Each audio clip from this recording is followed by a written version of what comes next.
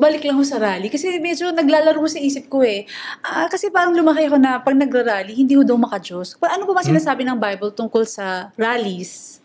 Meron bang biblical passages about rallies, not to join them, or okay?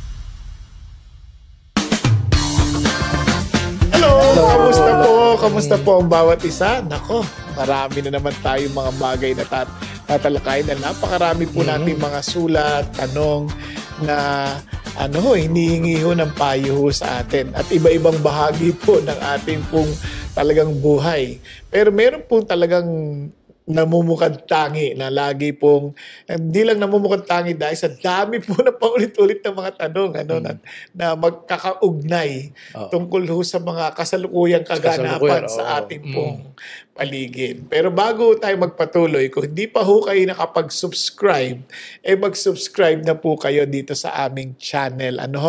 Meron ho kaming YouTube, meron po kaming Spotify, meron po kami sa Facebook, meron din po kami sa sa Instagram, di ba? Kaya ho, at pwede pa kayo magbigay ng inyong mga tanong through NGL. Yan pong lahat ay #PayongKapatid. So, talagang inaasahan po namin kayong palaging kasama dito sa ating mga ginagawang mga episodes.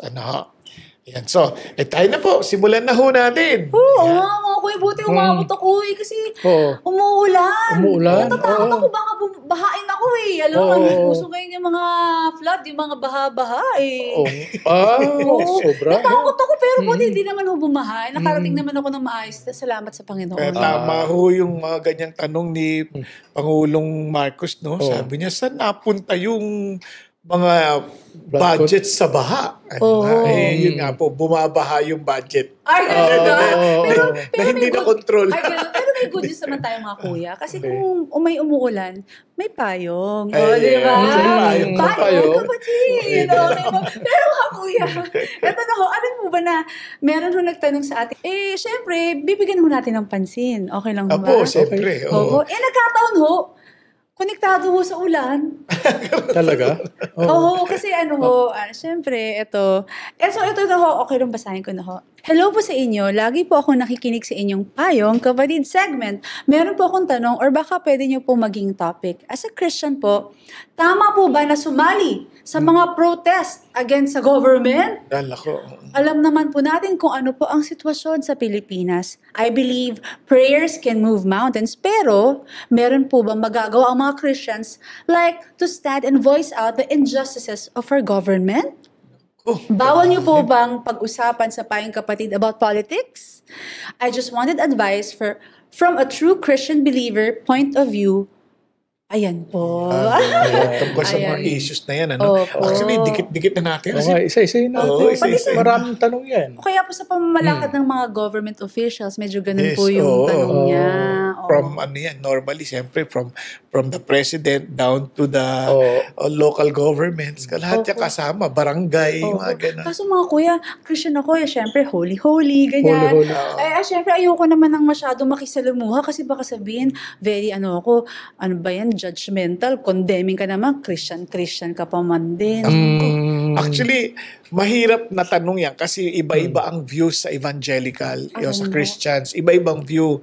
Maraming mga factors involved sa mga ganyang bagay. Ipapaliwanag ni Kuya Erwin yan. Hindi. Ang galing dapat si brother pong napunta sa Congress to. O ganun ho? Hindi. Iboboto ho kita, Kuya Bo. Huwag naman. Hindi ako papayag sa Congress. Senado. Sabi nga, biruan nga nila, di ba? Pag pros and con, progress, Congress. Baka makulit tayo. Nabasa ko lang. Nabasa ko rin yun. Anyway, ang tanong na to, maraming mga katanungan na binigay siya. Unang-una sa lahat, bawal ba ang Kristiyano sumama sa rally? Ganon. Yun ang unang-unang tanong niya eh. Yes. Kaya ano sagot natin doon? Yung nga sabi ko, di ba, depende yun kasi. Depende, oo. Kasi may mga tao, may kanya-kanya silang personal conviction. Hindi mo pwedeng i-mandate yan eh. Meron mga tinatawag na denominational conviction. Meron. Yun, meron Church, ganun yan. mga Oo, church, so, kasi church eh. Ngayon, kung tatanungin mo, ano ang mga possible na factors kung ikaw ang magde-decide as an individual? Okay. Yun. Una, kasi maganda yung, meron ako napanood na reels eh. Gusto ko yun, yung parang teacher sa law, pinaalis niya yung estudyante without any apparent reason. Sabi niya, I don't wanna see you in my class. Please step out. Sabi niya, ganun. Tapos nagulat siya. Nagulat yung estudyante. Sabi niya, bakit? What did I do wrong? Sabi niya, I've not done anything. Sabi niya, but I don't wanna see you in my class. Ganun lang. Tapos, biglang, siyempre, lumabas. Tapos tinanong niya yung professor, what is the purpose of the law? Sabi niya, order, ganyan, etc. Tapos sabi, justice. Sabi niya, did what I do just? Ganyan, no? Parang, yung ginawa ko sa classmate niyo, was it just? Sabi niya, hindi. And why did you not speak? Wow, ang galing. Why did you not speak up for her? Parang ang punto niya, kasi hindi kayo nagsasalita dahil hindi kayo nai-involve. Ayun. Hindi kayo apektado. Pero kung apektado na kayo, saka lang kayo nagsasalita. Pero mga kuya, totoo bang hindi sila apektado? Paano ko sa kanila naman gawin yun? That's what he's trying to say. Oo. Alam niyong unjust yung ginagawa ko, but you were not doing anything. Kagagawin niyo lang yun pag kayo na yung pinaalis ko. So ito pong tanong ko mga kuya. Bakit hindi sila nag-speak up? Ano po kayang pwedeng reason kung bakit tayo hindi tayo nag-speak up pag merong nangyayari sa kapwa natin? Yun nga tinasabi ko, hindi ka mo pa ako tinatawas. Excited. Hindi kasi apektado na ho ako. Kasi nabahan na siya. Naglalakad ako ng nung bata kami sa street namin. Naglalakad kami sa bahay, naka-uniforme ako noon. Hanggang bewang talaga. Hanggang bewang? Buti mo sa awa ng Diyos, hindi ako nahulog sa imburnal. Talaga kundi. Misis ko nahulog sa imburnal. Grabe. No, balik tayo sa pinag-usapan natin. Baka ma-imburnal tayo dito. Ang punto kasi, di ba, yun nga yung punto ng professor. Kasi hindi kayo na directly affected, hindi kayo nagsasalita. But once you're already affected, kaya yung mga nangyayari ngayon, for example, there are some people who go to the rally, unang-una, alam mo ba talaga yung issue ipaglalaban? Kasi nangyari din yan sa Bible eh. Nagrarally sila against Paul and Silas and they didn't even know the reason why they were there. And they were shouting one thing and the other groups naman are shouting another thing. Nangyari sa Acts, mababasa niyo yan. Di ba? Sa Acts 16 nangyari yan. Sa bandang nung Acts 26, nangyari yan. Magugulat ka, talagang may mga tao na pwede kang gamitin eh. Kasi yung mob na parang natawag, dahil wala ka namang kalamalam, sumali ka lang. Di nagamit ka in terms of numbers. Diba? So yun, babantayan mo yun. Alam mo ba yung talagang pinaka-agenda ng rally na yan? Minsan, may sariling agenda rin yung nag-organize. Tapos ikaw nagamit ka lang, yung ganon. So kailangan maliwanag yun eh. Yun ang mahirap sa atin. Pero if you are really sincere that you want to do something for justice, there are just ways to do that. Diba? Ibig sabihin, mag-rally in itself, you voice out your concern. Hindi masama yun, provided you do it. Number one, legally. Pangalawa, siguraduhin mo lang na may katuwiran ka. Yung pinaglalaban mo. Paano ko nalaman ko, anong meron doon? Merong grupo doon na, hindi, balita ko may 500 ka may sandwich. Kaya maraming sumasama. Kasi nga naman, sa rally, pag kukunti lang kayo, 10 kayo pa, magmamarcha kayo dyan, hindi kayo papansinin Kaya nagkukumbinsi sila either through words or through, alam mo na, money. Ganyan. Or libre merienda, gano'n. Pero, nakwento po ni Kuya Bong, nangyayari na po pala panahon pa ni Paul. So, nangyayari po siya hanggang ngayon. Siyempre, oo. So, paano po natin siya maiwasan bilang Pilipino? Kasi, parang biktima rin tayo or nagpapabiktima. Ano po ba Kunwari, mga kuya? sample na natin. Nung People's Power, sa dami nun. Ilan kaya talaga totoo nang naintindihan lang ko nung ginawa nila? Di ba? Sa totoo lang, minsan hindi rin talaga alam eh. Nandun lang. Pero, hindi ko sinasabing yung maraming tao hindi nila alam. Ha? I'm not saying that. What I'm saying is, there are some na nandun, hindi rin nila alam. Diba? Kaya, we need to be very careful. And sa akin naman, Diyos pa rin naman ang may control. Diba? Tapos, marami siyang paraan. Pero sa akin, ang isang magandang bagay na maintindihan, wag nating, kunyari ikaw, nag-join ka sa rally, conviction mo yon because you want to speak out against justice. Apo. Wala kang karapatan para husgahan kita sa motibo mo. Wala kang karapatan. Diba? Maaaring sabihin ko, iba doon, hindi nila alam ang pinasok nila. Pero wala kang karapatan ikondinahin sila or i-judge sila. Basta ako, I will do what I do because that's what I believe to be pleasing to the Lord. Pero kasi hindi naman masama, katulad sabi ko Erwin hindi naman masama to voice out kasi justice Kaya sabi ng Bible, sabi sa Micah 6, di ba? Ano sabi ng Bible? Sabi niya, encourage and to act justly, love, mercy, and walk humbly with God. Basta you do it with humility, hindi yung parang nagrarally, yayabang Minsan yung nagrarally, yayabang, parang sila yung perfect Wala namang ganon. But we need to be, still, as Christians, to do it because we are after justice.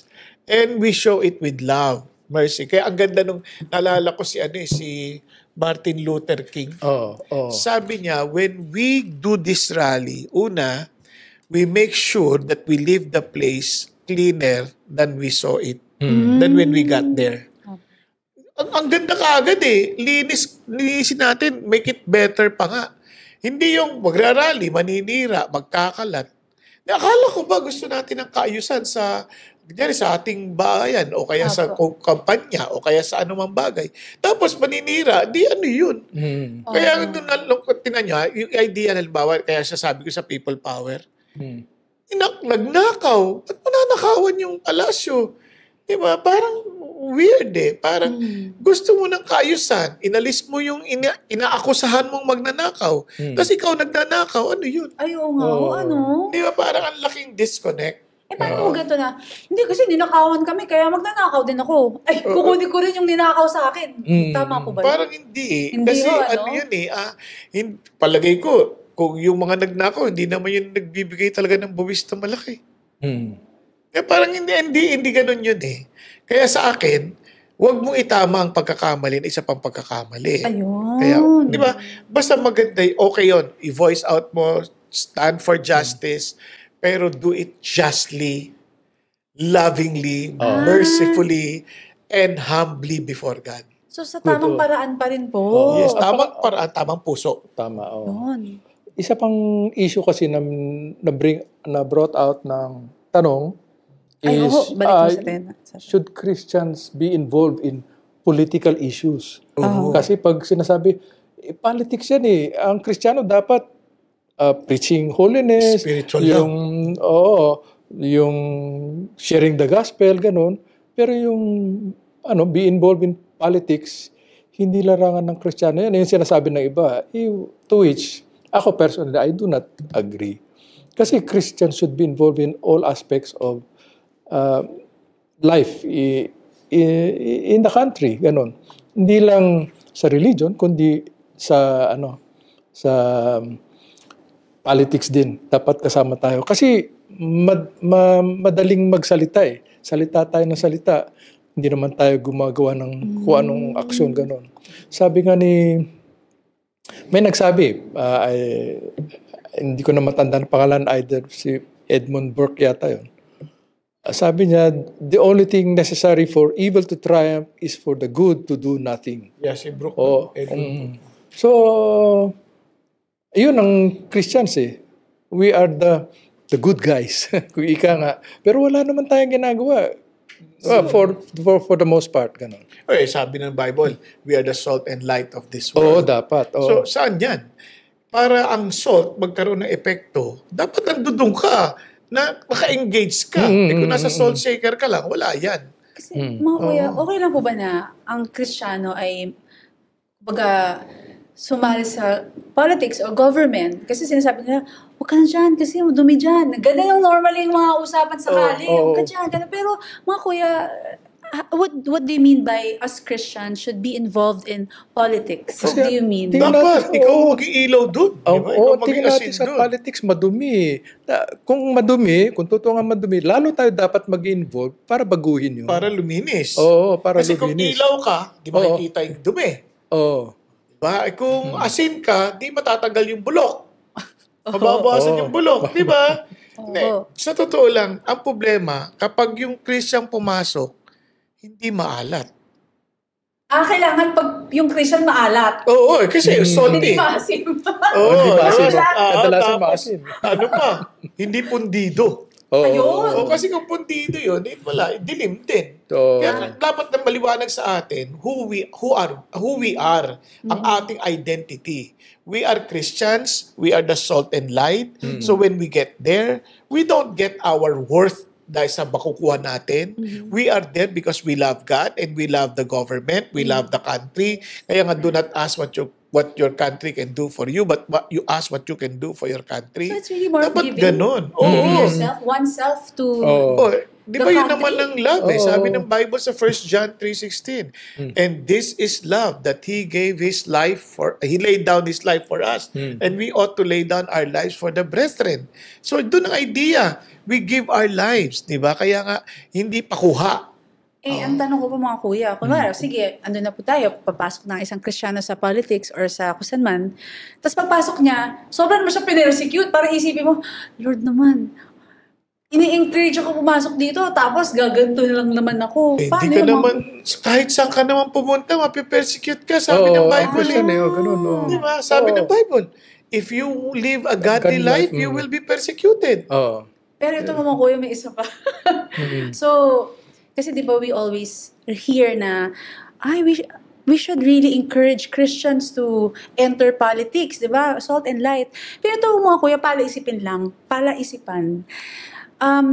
Paano po kunwari, yung isang Kristiyano pumasok sa politics, in-encourage natin pumasok sa politics, tas yung kapatid natin nagkamali isang beses.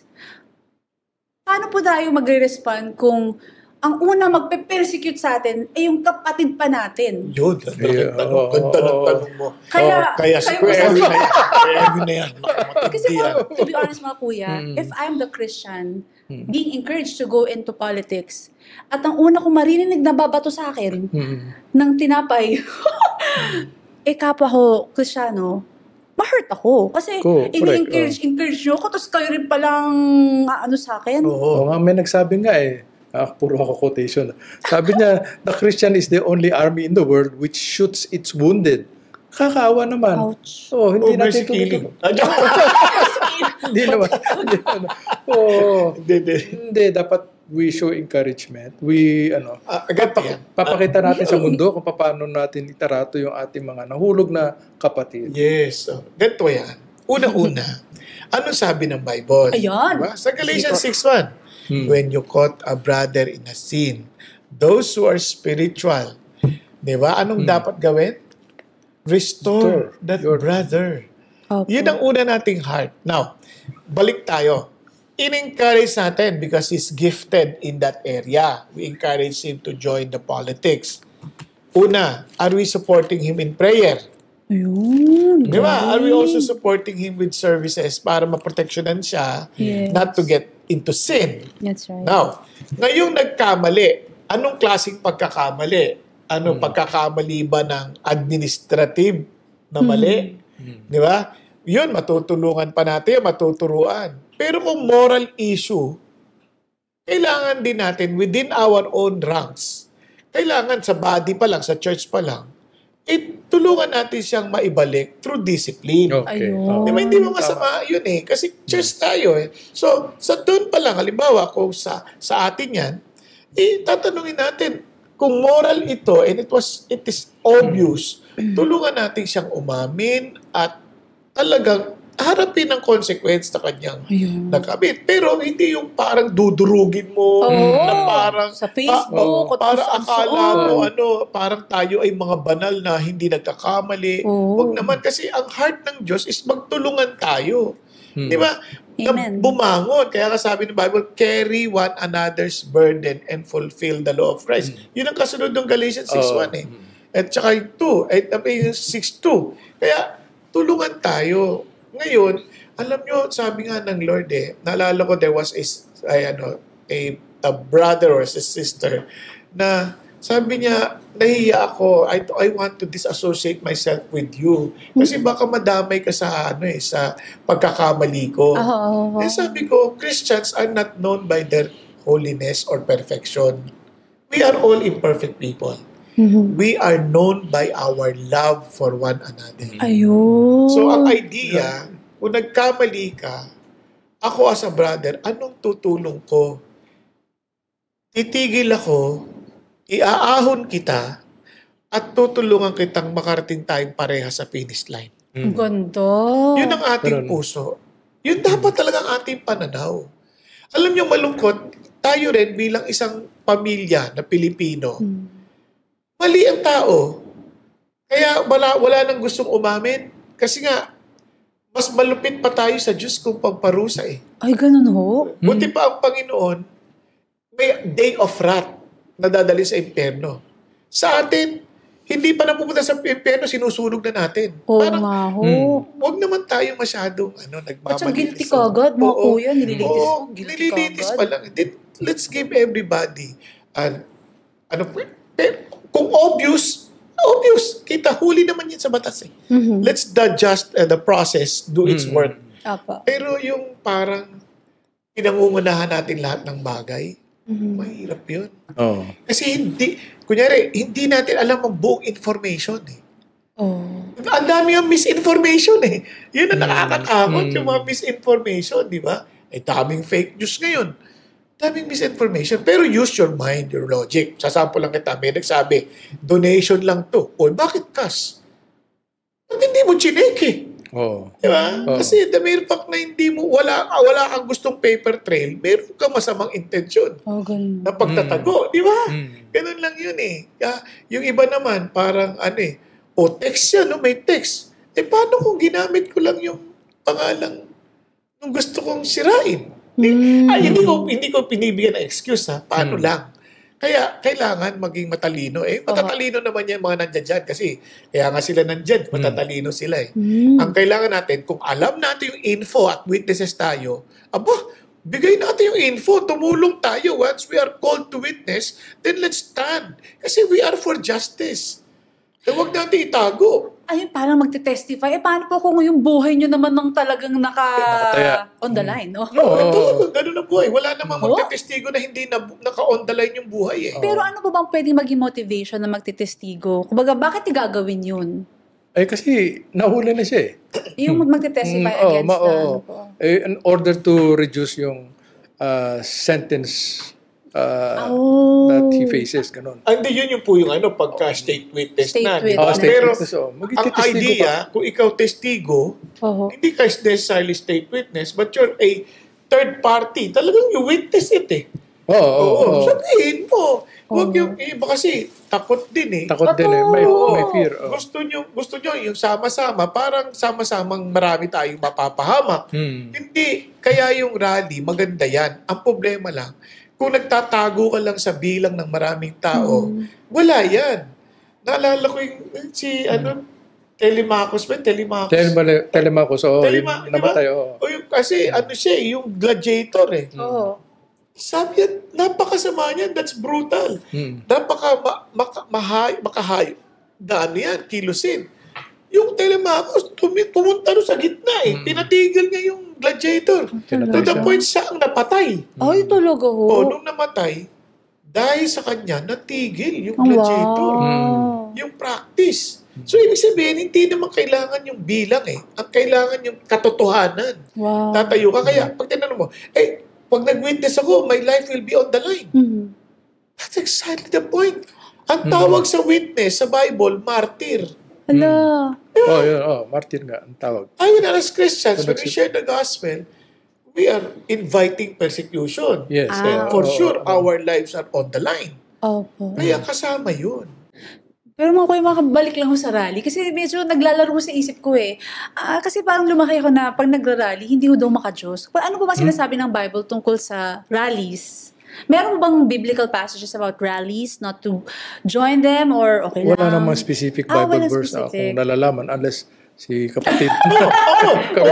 Alam mo mga rallies na ginawa? Anong mga rallies na ginawa? Examples yan mga ako. They prayed. They prayed. Sila panahon nila Jehoshaphat. He called everybody to pray. Kasi aatakihin sila. That's a rally. Wow. Si Hezekiah, he gathered the people to pray and fast. That's a rally. Pero yung rally kasi binabanggit against the government. Sa government. Okay.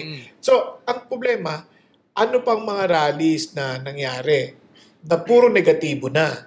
Si Jesus, they rallied against him. Diba? Crucify him. Yung mga, si Paul, they rallied against Paul. Diba? Ang punto ko, minsan, yung godliness ng action has nothing to do with that particular action. The heart ng mga tao. Kaya, the heart of the problem is the problem in the heart. Galing! The problem of the Oo, diba? Problem of the heart. Yun ang talagang issue. Kasi tinan mo, why did I join the rally? If it is for justice, praise God. Okay. Diba, let's do it. Ngayon, kung hindi mo alam lahat ng information, you're fighting for someone na ginamit ka lang niya para to protect him, tapos yung pala, luko-luko pala talaga. Di patay ka, dinadali ka pa.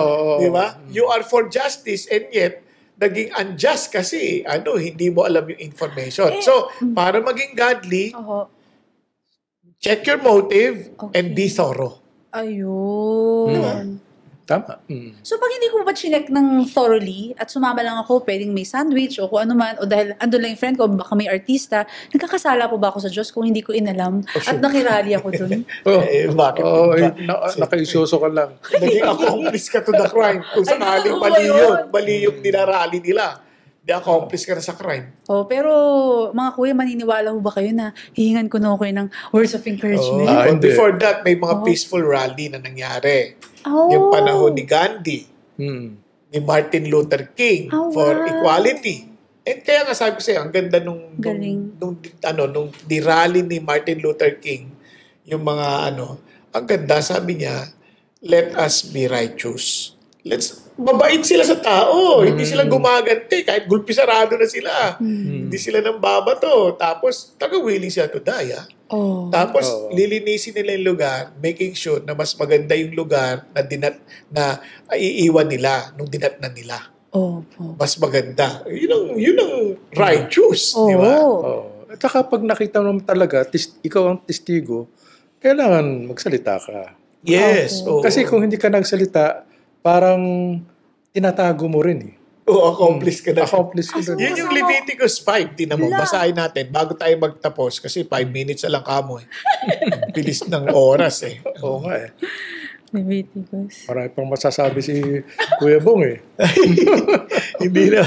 Kasi magbabanggit na to ng pangalan sa susunod. Grabe naman ho. Sabi yan, now if a person sins after he hears a public adjuration to testify when he is a witness, mo kasalanan na agad. Diba? Whether he has sinned or otherwise known, if he does not tell it, then he will bear his guilt. Matindi yun. Yung pag-witness ka. Quiet lang ako, ganun. Hindi pala pwede yun. Pwede ka quiet. Pag may alam ka at makakatulong ka, sabihin mo. Ganun ho. Pero utos this ng time, Diyos I won't be quiet kasi hingan ko na talaga kayo ng words of encouragement. Yes. Ayan. Kapatid. So mga kuya, how can we encourage ang ating mga kapatid na, magrarally ba ako? Ano po ba ang tamang approach sa mga nangyayari ngayon sa Pilipinas? Ano po ba, mga kuya?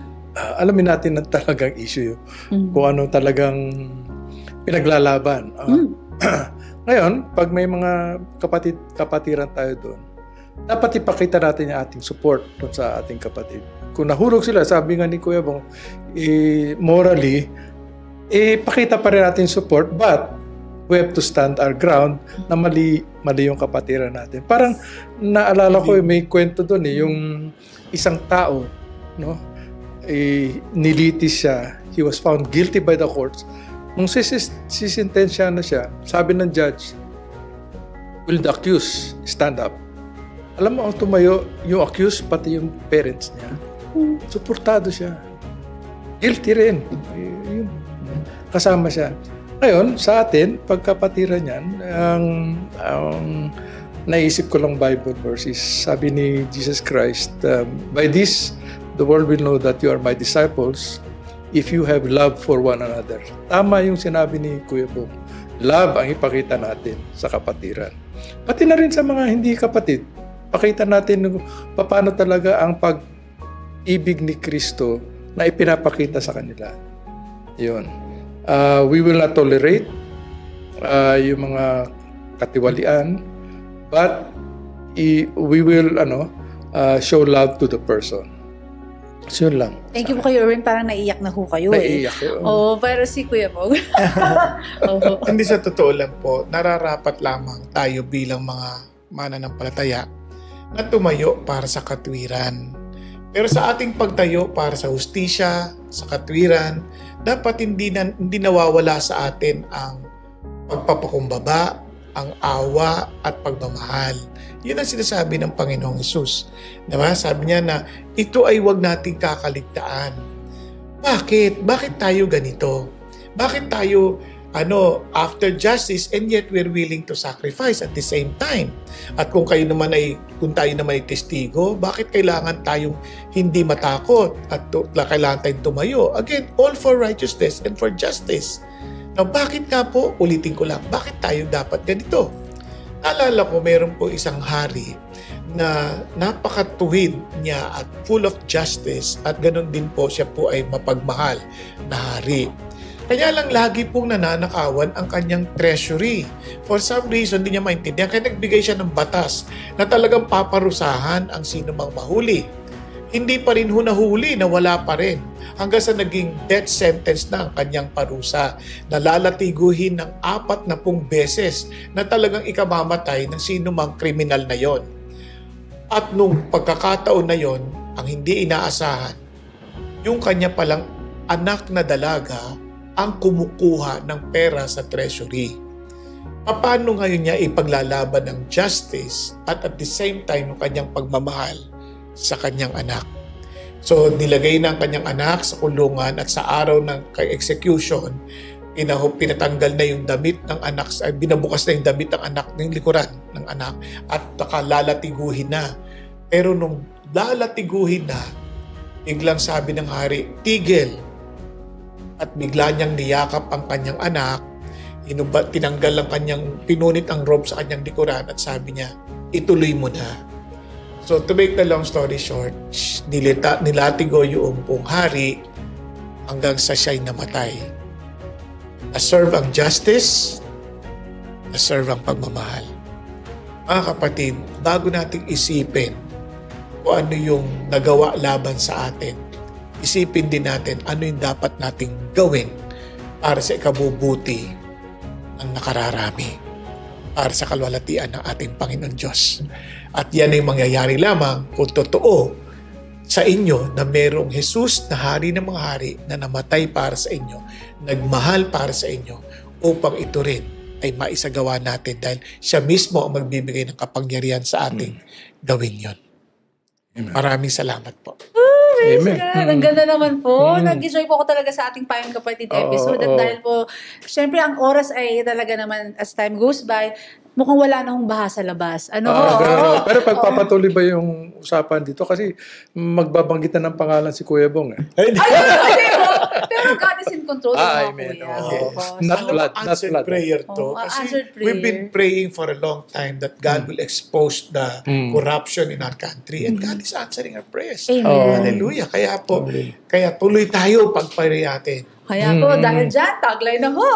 Kaya kahit anong mangyari, umulan man. Umaraw. Bumagyo. At kahit bumaha, Kung kailangan nyo po ng payong, nandito po ang Payong Kapatid! Mga kapatid, alam niyo po, masaya po kami nakakasama namin kayo every Tuesday and every Saturday. Pero syempre mga kapatid, ang tanong ko po naka-follow na po ba kayo sa ating mga social media pages? So okay lang po bang sabihin ko po sa inyo ang ating mga social media pages? Syempre, unang-una sa lahat, meron po tayong Payong Kapatid official Facebook page. Meron din po tayo sa YouTube, Payong Kapatid PH, at syempre po, sa mahilig mag-Spotify audio, di ba? Meron po tayo sa Spotify podcast. At syempre, meron po tayong NGL.